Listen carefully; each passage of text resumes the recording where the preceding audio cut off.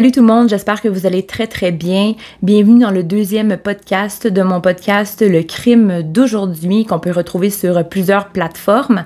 Pour ceux qui m'écoutent sur YouTube, bienvenue dans la vidéo d'aujourd'hui. J'espère que vous allez très bien vous aussi. Donc, pour cette vidéo, évidemment, on ne verra pas mon visage. Ça va être des images qui vont justement aider à documenter mes propos. Donc, je ne sais pas si vous avez déjà entendu parler de la Dame Blanche. C'est une légende ici au Québec, un mythe. Mais au fil de mes recherches, je me suis rendu compte qu'il y a beaucoup de légendes de Dames Blanches dans plusieurs pays, notamment les pays de l'Europe, le Brésil, le Mexique, l'Allemagne. Et pourquoi aujourd'hui je vous parle de la Dame Blanche? Eh bien, c'est tout simple. Il y a quelques années, lorsque j'étais à un souper avec la famille de mon conjoint, on a commencé à en parler de ça. Et moi, je ne connaissais pas cette légende-là. Mes beaux-parents disent l'avoir vue et la décrivent comme une femme aux longs cheveux avec une taille très fine qui est habillée d'une longue robe blanche de mariée. Et lorsqu'on voit cette dame-là, ce n'est pas bon signe.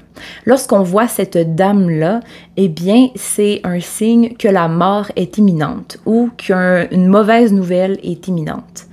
Pour mes beaux-parents, ce fut le cas. Le frère de la mère de mon conjoint, quelques jours après avoir vu la Dame Blanche, se fait diagnostiquer un cancer très rare. Et malheureusement, à peine un an plus tard, il va décéder de ce cancer. Cette histoire m'a vraiment ébranlée parce que lors de mes recherches, je me suis rendu compte qu'il y a énormément de témoignages sur la Dame Blanche et sur ce qu'il se passe après l'avoir vue. Et lors de ce souper avec la famille de mon conjoint, il y a beaucoup d'oncles, de tantes, de cousines et de cousins qui en ont parlé et qui ont déjà vu cette dame-là. Alors moi, comme vous me connaissez, j'ai décidé de faire mes recherches pour vous présenter cette vidéo capsule-là aujourd'hui. Alors sans plus tarder, je vous laisse le temps de vous installer bien confortablement, doudou sur les genoux. Et lorsque vous êtes prêts, on est parti dans le crime d'aujourd'hui.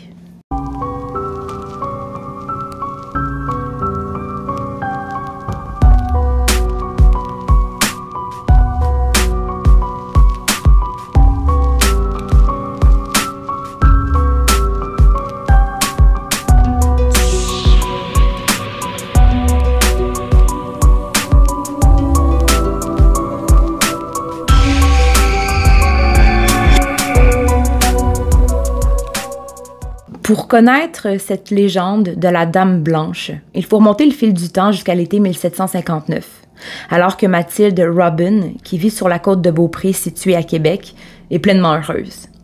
Ayant trouvé l'amour dans les bras de son Louis Tessier, qui est un milicien, c'était comme un conte de fées que le couple vivait. Elle, qui était dotée de longs cheveux bruns et d'une taille fine, lui, qui était bien fait, dû aux nombreux temps passés au champ, même un romancier n'aurait pu créer de si belles personnes, même de son imagination. Un jour, à l'été 1759, le beau Louis va finalement prendre son courage à deux mains et demander la main de Mathilde auprès de son paternel, qui va immédiatement accepter. Le mariage va donc être promis à la fin de l'été de cette année-là. On y préparait une grande cérémonie, de la musique, de la nourriture, de la danse et de l'alcool à profusion. Le mariage devait être le moment le plus heureux et le plus beau et le plus mémorable de la vie de Mathilde et de Louis. Occupée par les préparatifs, Mathilde cousu elle-même sa robe de mariée, blanche comme il se devait, démontrant ainsi sa pureté, gardée pour l'homme de sa vie.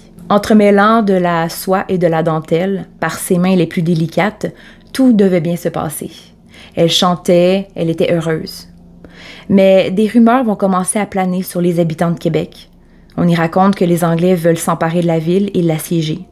Mais comme Mathilde est jeune et innocente, elle n'y prête pas vraiment attention. Jusqu'au 31 juillet, où tout va basculer. La guerre va frapper à la porte, réclamant tous les hommes âgés entre 16 et 60 ans qui doivent aller se battre. Ils ont accès à des armes et sont préparés. Des cris vont donc se faire entendre sur la côte de Beaupré. Les Anglais sont là, au pied de la chute, et veulent voler Québec des mains de la France. Toutes les femmes et les enfants doivent partir, se cacher vite dans la forêt, jusqu'à ce que cette guerre se termine.